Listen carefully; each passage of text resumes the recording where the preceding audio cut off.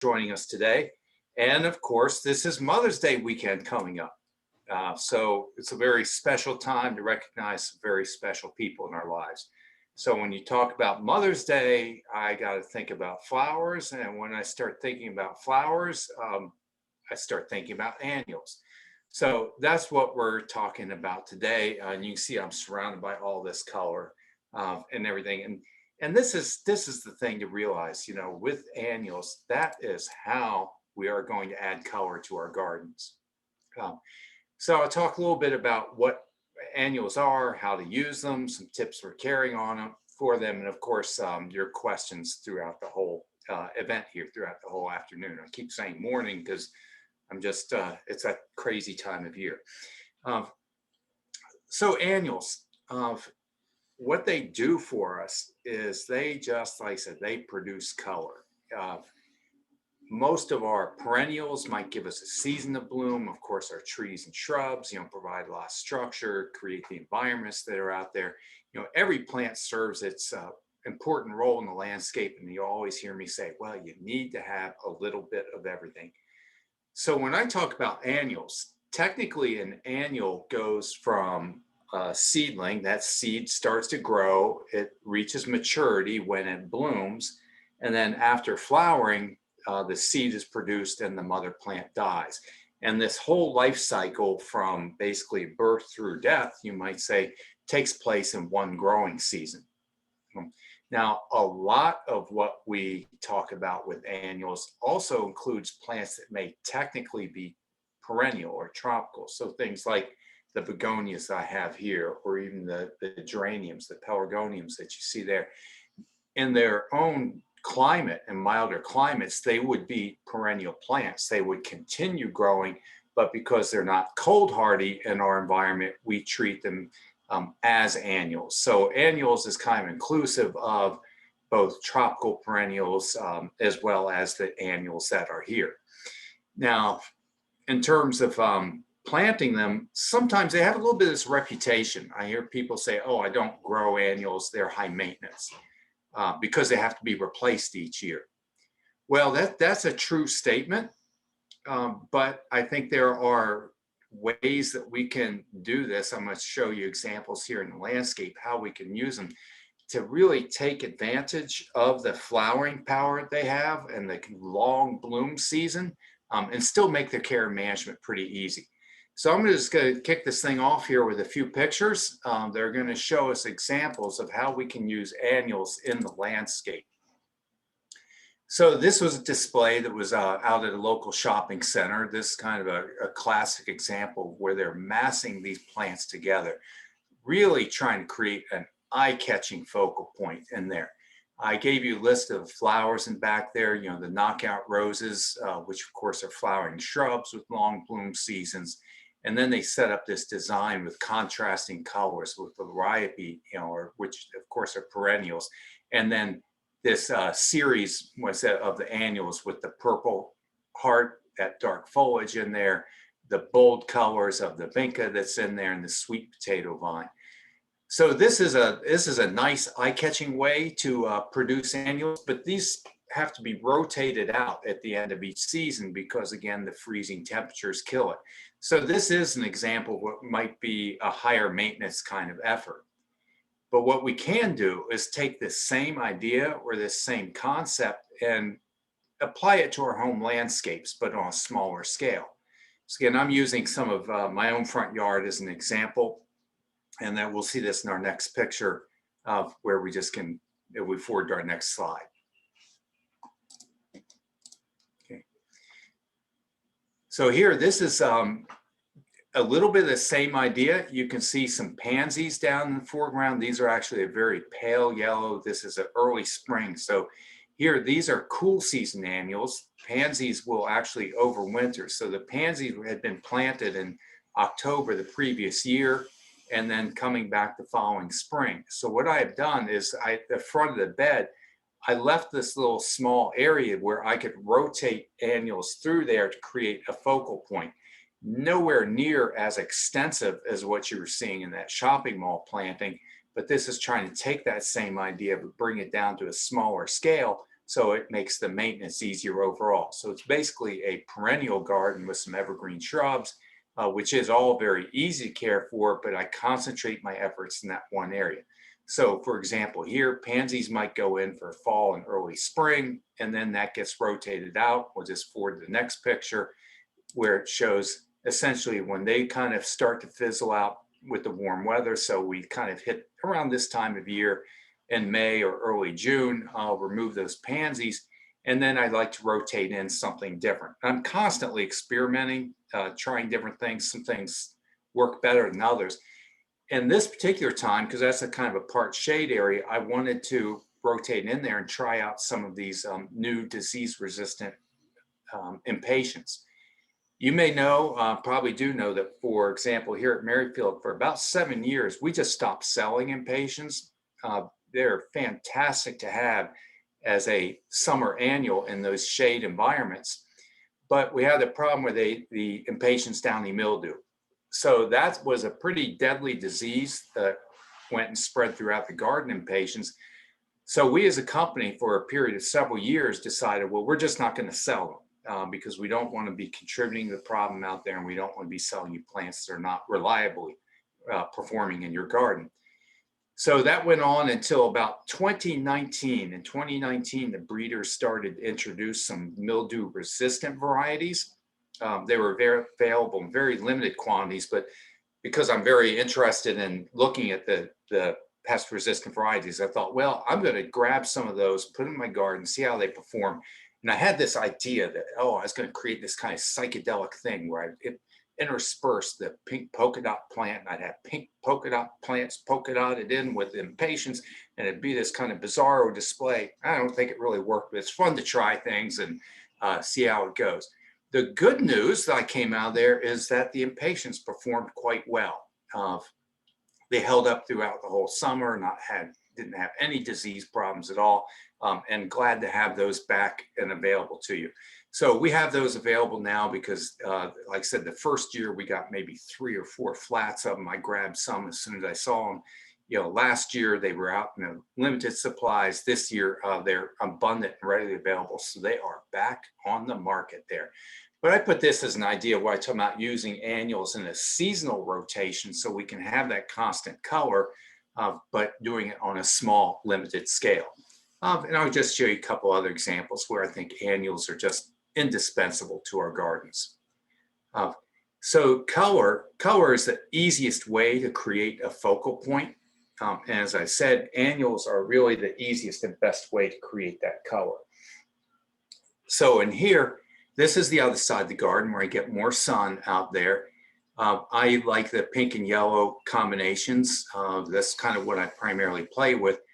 So you can see there's a little splash of pink or actually a substantial splash of pink in there with lantana in the foreground. And I kind of repeat that back in some of the pots leading up to the steps to the entrance. So that's the overall composition. And I'm going to drill down for a little closer look at the actual plantings. This and every year is different, but this was right by the front door, the entrance to the front wall. Because again, with the focal points, you know, the idea is I'm trying to lead the eye right up the front walk to the front door, because that's where we welcome our guests. So this is down by the sidewalk. It's supposed to be the first little bit of eye candy, catch your attention. And this particular time, I used that fireworks fountain grass, which kind of gives us that bright red colorations that in there. Again, it's not a winter hardy grass for us. Technically, if we were down south, it would be perennial, but in our climate, it's an annual. So it fits in the conversation, and I contrast it with the marigolds that I absolutely love. And then just as a nice surprise, that coleus was a self-seeding. So I don't know what variety it is. That was just one that decided to grow there. Happy seed, land in happy place. And that's what really makes the combination. This isn't anything I really thought of. That was just the way it turned out, and I was really pleased. So that was right at the front entrance. And then just beyond it, I think I've got pictures show you the lantana. Again, this was, I thought, a combination that worked out pretty well. I love lantana. it just performs so well in terms of just an abundance of blooms, super sturdy plant that's there. Each year I try some different varieties. This particular one was called the bandana pink. By the end of the summer, it's about the size of a beach ball. And I had put that chartreuse colored sweet potato vine rolling through theirs. And again, just playing with my pink and yellow combinations. And every once in a while, I'll throw in an accent, and that purple flower back there is the Plectranthus. It's a variety called Velvet Elvis. So that's just one suggestion. I'm not saying that's how you have to do it, but I just kind of wanted to show you that. So real quick, I'm just going to follow up on that, give you an idea of a little bit my experience I've had with these Impatiens and the lantana, as I'd already mentioned to you. So what happens if you are shopping for Impatiens and want to bring these back into the garden, there's a couple series. They're going to be either Imara or Imara, I'm not sure how you pronounce it, but IMARA. When they say XDR, that's extra disease resistant. And then they may also be limited as beacon. So I've got like the red, the coral, this kind of fuchsia colored showing to you.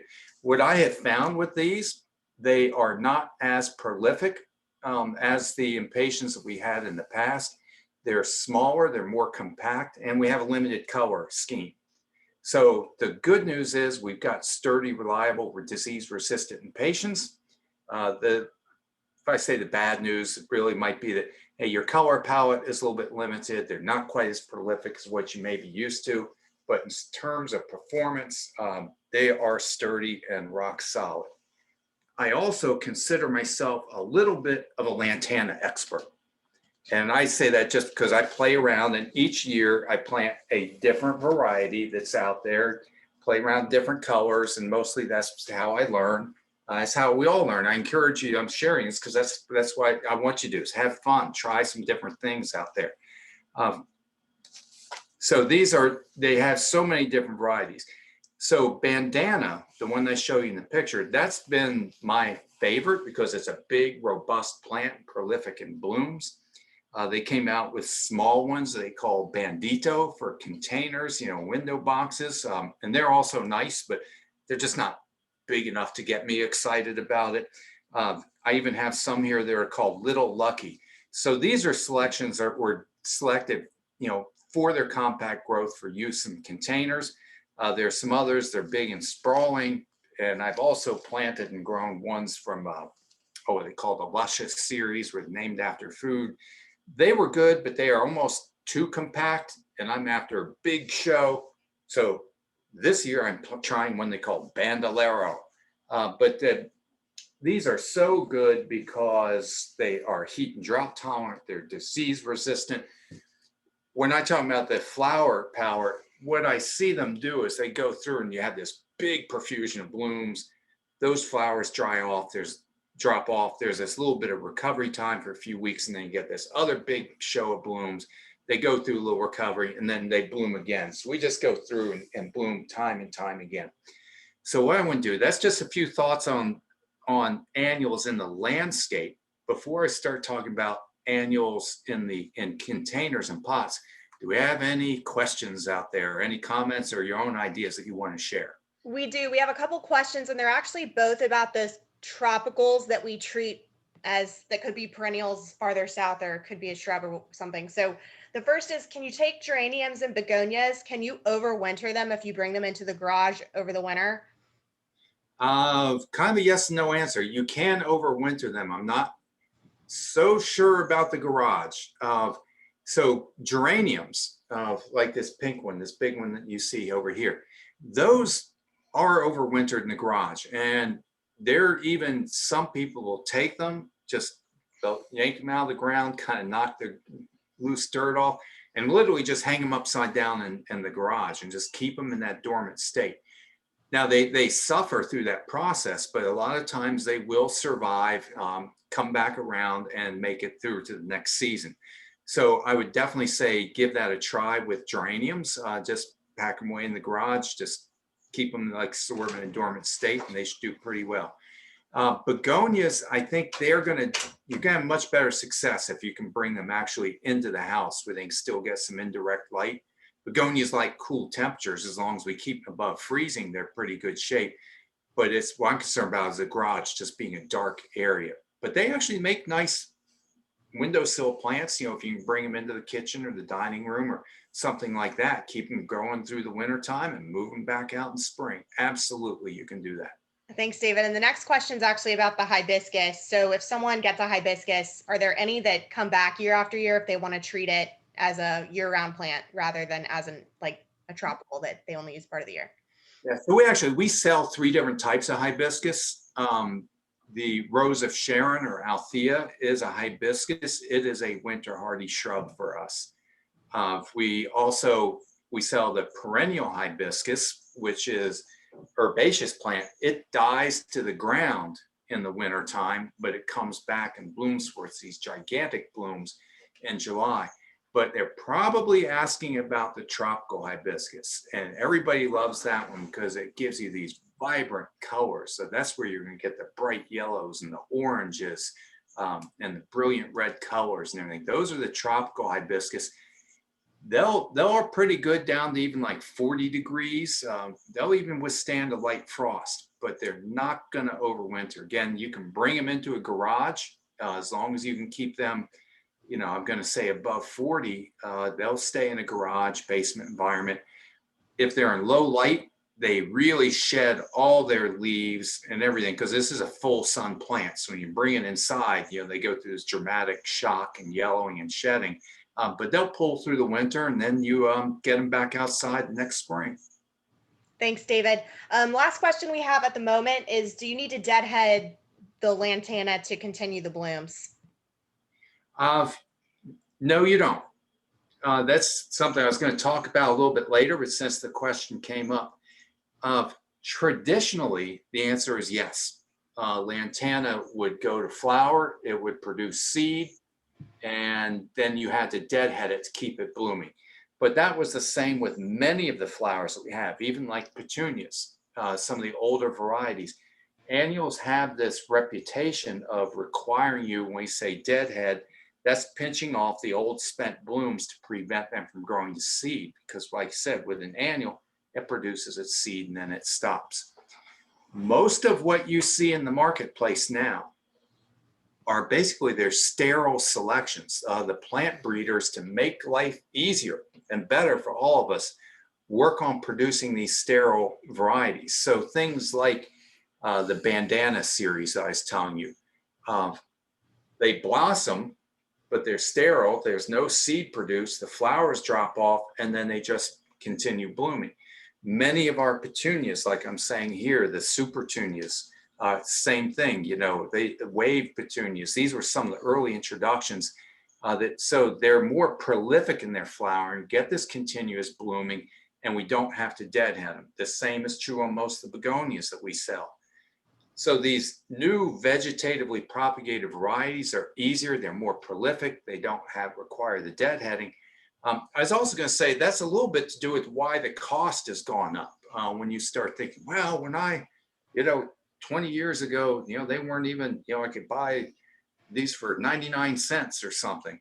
But a lot of those varieties have kind of, I don't exactly want to say fallen by the wayside, but they've just been replaced with superior choices. So that's really what we're selling now and what I'm talking about here. So normally these newer ones, I'm going to say no deadheading required. If you're growing some of the older varieties, then that could be a yes. All right. Any other questions, or we want to move on to looking at annuals? That's the questions for now. All right. Well, the other thing that is fantastic about growing annuals is putting them in pots and putting them in containers. Container gardening offers us so many advantages where it's you can just locate the color where you want to put it. You can have fun creating all these combinations. The containers or pots themselves become a part of the composition. And it's easy because you're not down your hands and knees digging in the dirt. So I wanted to kick this off talking a little bit about hanging baskets. And we've invited one of our specialists from the annuals department, Janet Schleilstick, to share some of her ideas on growing pots and hanging baskets.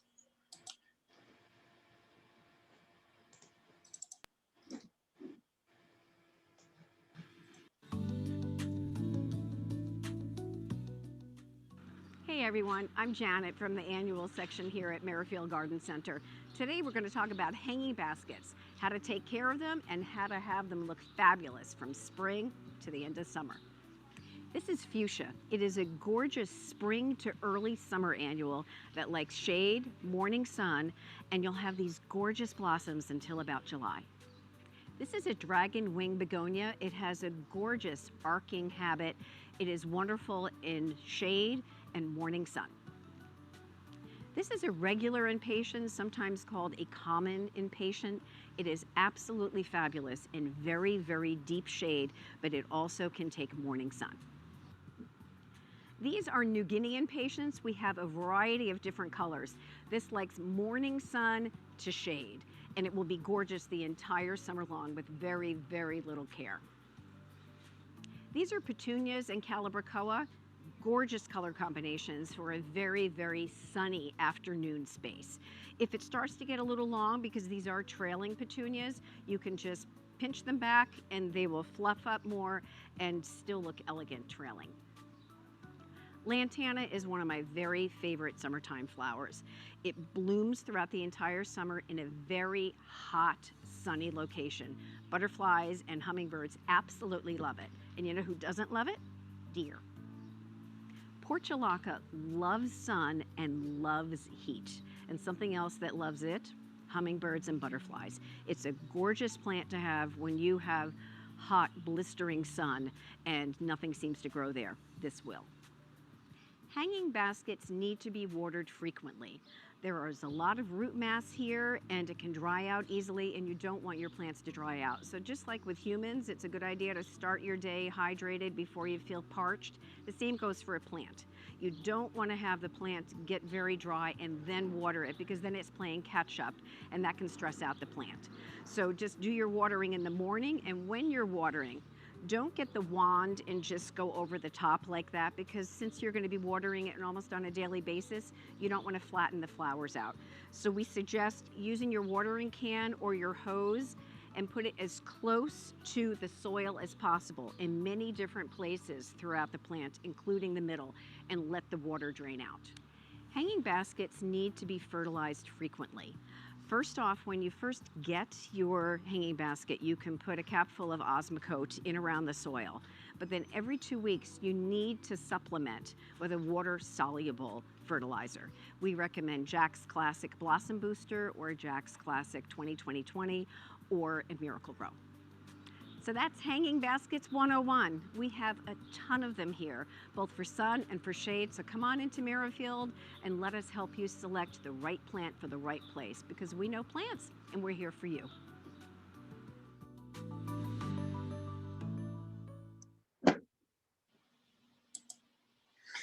Excellent. Well, I hope you got to see a little bit in the video and also in the background. We are loaded up with baskets and container gardens. I can see one right here I brought in. Excellent way to share some time and some love with your mother this weekend. So this, for example, is one that's a nice shade option, and Janet also gave you plenty of ideas for different conditions. So come on in and check that out. So annuals do require a little more maintenance, and of course plants in containers require a little closer attention. Whether you're growing in a hanging basket or a pot like this, you're above ground, you've got a limited volume of soil that's in there, so you're exposed to the temperature and moisture extremes. And I just can't say that enough. That's why I want to follow up here with another picture. Janet did a good job talking to us about how to water the plants. But with pots and containers, we really do want to try to check on them. Really, in the summertime when it's warm outside, you might need to check on them daily. Real life story. So there we're looking at this Rebecca that's growing in a flower pot. Customer brought in and wanted to know what's wrong with the plant. I'm like, well, there is not a thing in the world wrong with the plant other than it just didn't get enough water. And here the client had watered the plant, but sometimes what I see with container gardens like this, as Janet was saying, they're packed full, they got a lot of roots in there, a lot of plant mass that's in there. If you just kind of do a casual watering where you just pour, a little water, run your hose over, a lot of times that water will run right down the side of the baskets and out the bottom. So in this case, the customer had been attentive. They had watered the plant, but they weren't going around in several different top places. They were not allowing time for that to soak in. So I took the same plant, just took it out onto the loading dock area, watered it really well, watered it, let that soak in, watered it, let that soak in, watered it, let that soak in to make sure that the soil was totally saturated. And miraculously, about 4 hours later, it looked perfectly good again. So again, just pay attention to the watering on these pots. As we move into the summertime, it gets hot and sunny, and it's not difficult for them to dry out. Because we're watering frequently, that is also why we need to keep the fertilizer in there, because that's frequently leaching out also. Now, what will happen with a lot of hanging baskets in particular, but really any of your planter boxes, as you progress through the summer, you're keeping them watered, you're keeping them fertilized, they're continuing to bloom, they're growing like gangbusters. You're deadheading if needed. As I talked about, many of these don't even require deadheading. But I wanted to show you how to prune baskets if they actually start to get leggy or overgrown. And this is a little different. I've got a couple pictures here. Good friend of ours, Stephanie Brock's showing us how to prune. So this is, let's fast forward, it's midsummer. You've, for example, had this petunia basket. It's doing perfectly fine, but you can see how far this is spilling over that. Well, you can rejuvenate these. It's pretty easy. I'll go quickly through that. This is kind of the before. And here it's a little different than just deadheading. We're not just cutting spent blooms out, but I'm trying to show you how she's cut that back significantly in terms of size of the basket. So that's kind of my before. This is my during, and then I've got a picture of the final product. So this is after getting good summer haircut. We resume, keep it watered and fertilized, and this thing continues to go on with more and more blooms. So that's kind of my quick overview on annuals, caring for them, and let's go back to see if we got any questions. Thanks, David. Yeah, we have more questions. To start, we have a question about which annuals are best if you want to attract pollinators. Oh, there's so many good ones. Anything that has what I call a composite flower on it, a daisy type bloom is going to be very good. So that tends to be plants that are in the aster family, because that's actually a head of flowers. If you were to look at a daisy, for example, the center of that, or the disc flowers, are actually many, many little flowers. So they can go park there and go that. So a lot of times, say on my back deck, when I'm growing vegetables, and I put window box with blooms up there to try to bring pollinators in. So I might plant things like the portulaca, which is attractive to bees. Verbena, which again is kind of a head of flowers, is a good one to plant in there. Like I say, if you have any kind of zinnias, anything, that's going to be a good choice. Now, let me take just a little liberty with that. One of my favorites, of course, which everybody likes also, is I try to plant to attract hummingbirds, which are pollinators also. So this is my magic bullet for bringing the hummingbirds. Everybody has tried and has different success with different plants, but this is a salvia. This particular variety is called black and blue, and don't accept any substitutes. I picked the wrong one last year.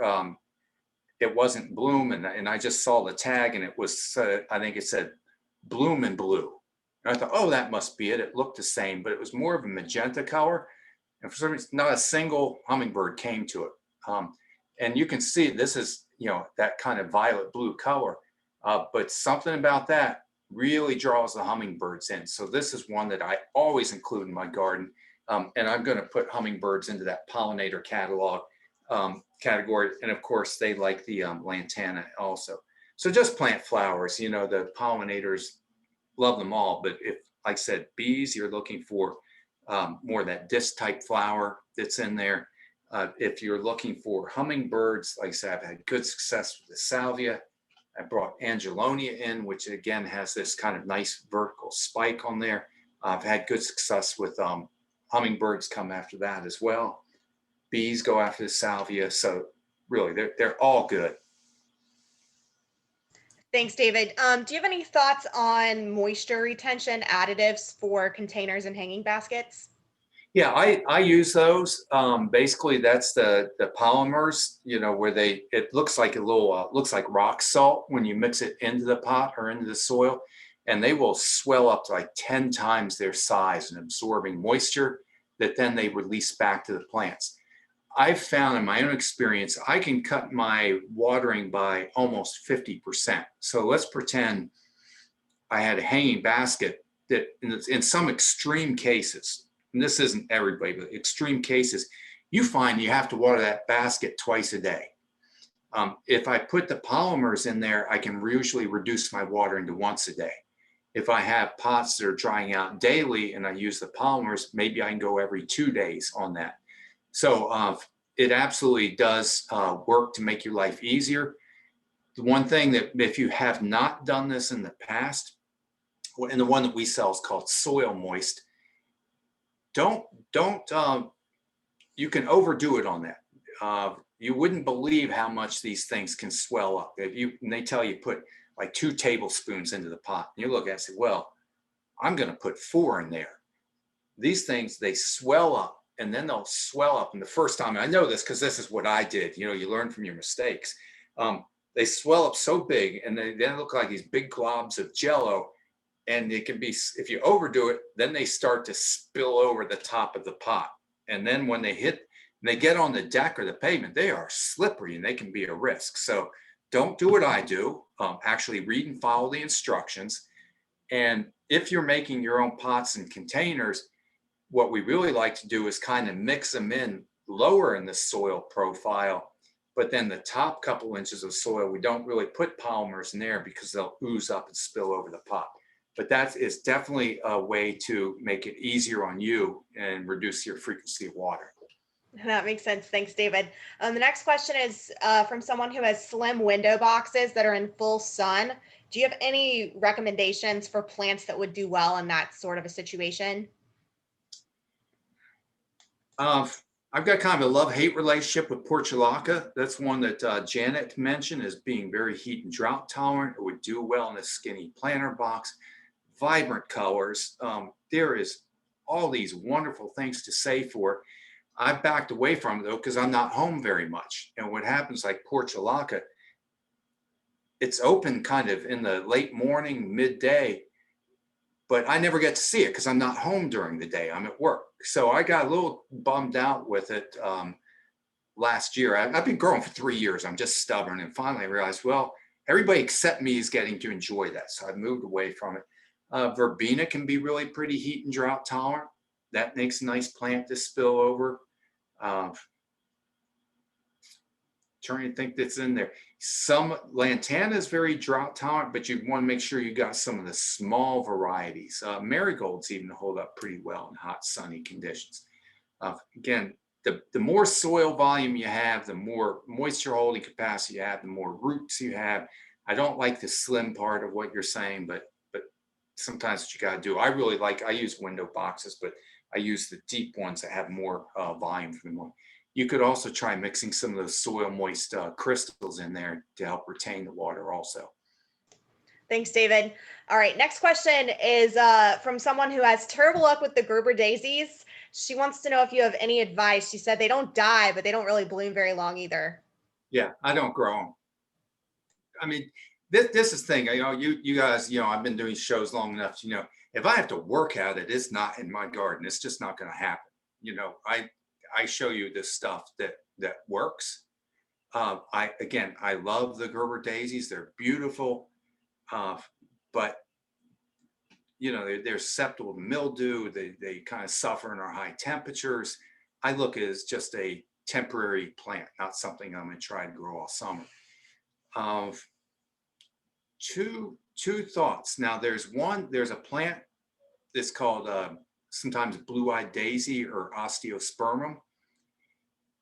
It's got a really nice flower that looks similar. The plant is bigger, but it's also kind of a cool weather plant. It kind of suffers through the summer and gives you nice display in spring and fall.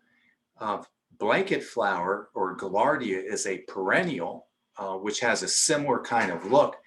but it flourishes through the heat of summer also. Different color range, but just maybe go for something that's easier, or accept that that's just the way it is with Gerber daisies. They're going to have a limited kind of bloom season. Thanks, David. All right, next question is, do you recommend self-watering pots or drip irrigation? Either of those. I love self-watering pots. I have some experience with those, and I don't grow a lot of containers because I'm not, as you've heard of me say about 20 times today, I'm not always good at keeping up with things and watering. So a lot of you know from earlier classes, like with my vegetables, I grow those in earth box, which is a self-watering system. And that has been a lifesaver. It's actually allowed me to be successful and enjoy gardening in containers. So I'm a big fan on that. And I've seen there's some new designs that have come in, both in more ornamental, decorative pots, window rail planters. I absolutely, if I have a choice, I'm going with self-watering pots from here on. Drip irrigation, I don't have a firsthand experience with it. We sell a system that's called Rain Drip. Customers who have installed it have been very happy with it, and it's again, really allows you to, you can just put it on timer. It makes your garden maintenance much easier. It's like a jigsaw puzzle in a way. It takes a lot of tinkering to get all the pieces in place, get the timing worked out, get your gallon per hour flow. So the setup is a little bit involved, but my understanding is once you get all the kinks worked out, once you get operating, it makes it real easy to water pots and containers. Thanks, David. Next question is, can you plant zinnia or dahlia in pots? And if so, how large should they be? Oh yeah, they're what happens is, again, a lot of the growers have developed smaller varieties. When you think about if you're growing zinnias and dahlias as cut blooms, those are plants that can easily be 3 feet tall and don't really lend themselves to growing in flower pots. But there are smaller, more compact varieties that we sell, which are perfectly suitable. I mean, I'm talking about plants that mature 12, 18 inches tall so that they don't topple over. So it's just a matter of selecting the right variety. I can't remember the exact varietal names, but we have them at all of our garden centers. Just look for the ones that are selected for growing in pots and containers. If you want to grow the big tall ones, for cut flowers and stuff, you pretty much have to buy those from seed on the zinnias, like the old State Fair blend and stuff. You need to grow those yourself from seed. The commercial growers don't really produce them, and you'd have to buy the tubers because they just don't transport well and they don't produce well in a greenhouse condition. Thank you. Next question is about insecticides. The question, how do you handle insecticides like spider mites or systemic ones seemingly would injure good insects along with the bad? So. Yeah, don't have a whole lot of problems with insects in most annuals. A lot of times it might be something as simple as aphids, which have a lot of natural predators out there. One of the things that I like to do in my garden is somewhere randomly, I'm always planting things like fennel and dill because a lot of these parasitic wasps that are part of our natural environment, as an adult, they'll go feed on nectar of these little small flowers. Like I have, even right now, I've got thyme, the herb thyme that's in bloom.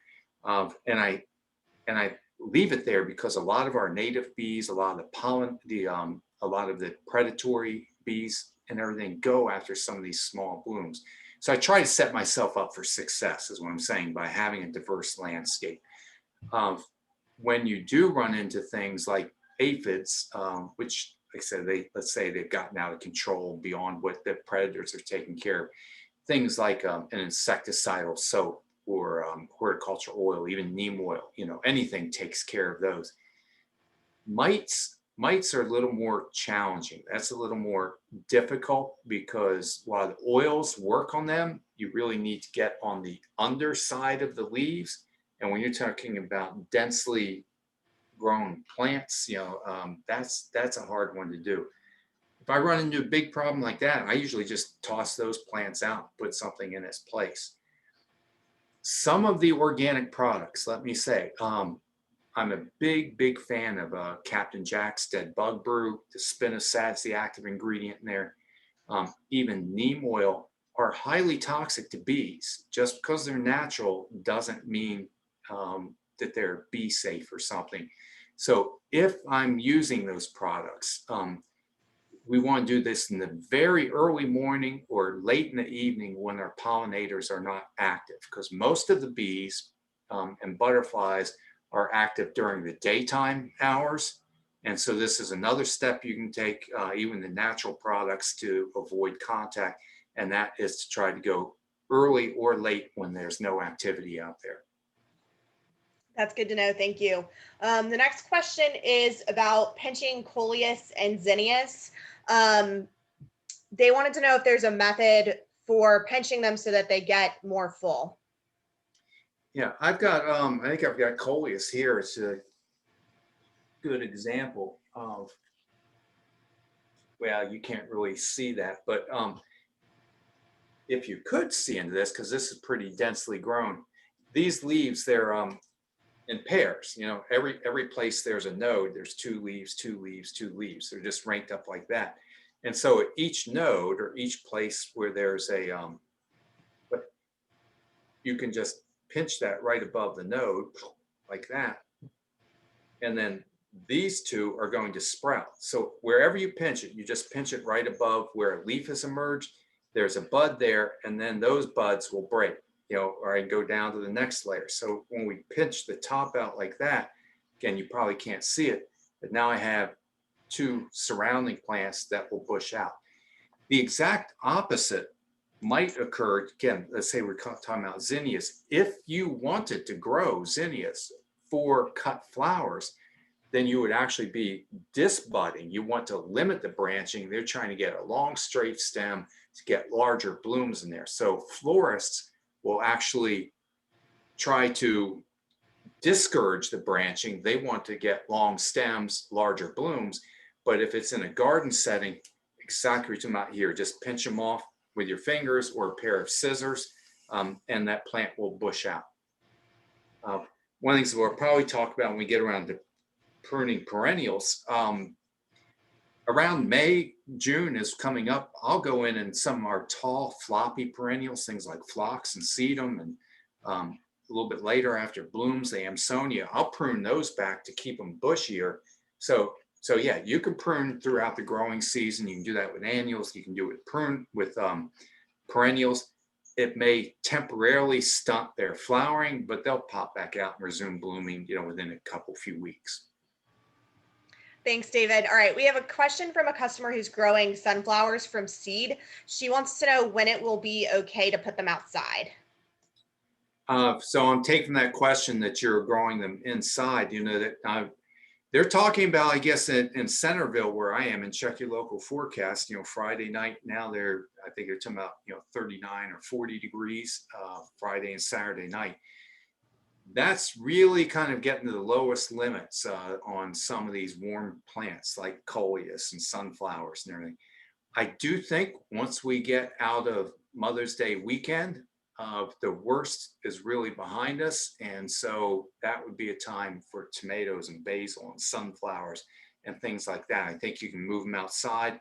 If you've got seedlings indoors, though, I always say this is no different than like if I jump on a plane and I fly down to Cancun and lie out on the beach, I'm going to get burned. I haven't had time to acclimate to that environment. So when you're taking seedlings from outside and you're from inside, moving them outside, put them in a sheltered location where they're protected from strong wind, where they're protected from direct sunlight. Give them a little time to kind of acclimate to the harsh life of being in the great outdoors. So it will probably take about a week at least for those plants to kind of gradually acclimate to outdoor living before you actually plant them in your garden. I think we'll be able to start on that. Check your forecast, but probably even by Sunday, Monday, we'll be able to get going on that. Thanks, David. All right, we have one last question, and then I think it's about time for us to wrap up. The last question is if you have any favorites that can be used for prolific cutting flowers. Well, I've always got, I mean, zinnias are really just hard to beat for that. People that grow cutting flowers, zinnias and sunflowers will often make up 75–80% of their total selection that's in there. Also, my father, he was not a gardener, but he grew zinnias. That was the one thing that he grew, and his father grew them. So I've got a special fondness for that. I will say zinnias, they have some issues with mildew and leaf spots, so just make sure they're in a sunny environment, they get good air circulation, but they come in every color, and they hold up really well in the vase. Thanks, David. All right, we are about out of time for today. Just want to remind everybody, if you are on Facebook, if you have questions you'd like to follow up with, please feel free to either go to our website and reach out to us through the contact us page, or you can send us a message actually through Facebook. If you're on following us through Zoom, you can hit reply actually to your registration email. You can send me an email, and I can connect you with David or whoever would be the best person to answer your question. David, thank you so much for joining us today. Thanks. A little commercial. We're open from 8 until 6 on Mother's Day and stuff. So come in, look through all these beautiful flowers. And of course, we've got roses. And I put an azalea back here. That's an imposter, but just to show you, we got everything that Mom might want. Thank you so much. All right, everybody, have a great afternoon.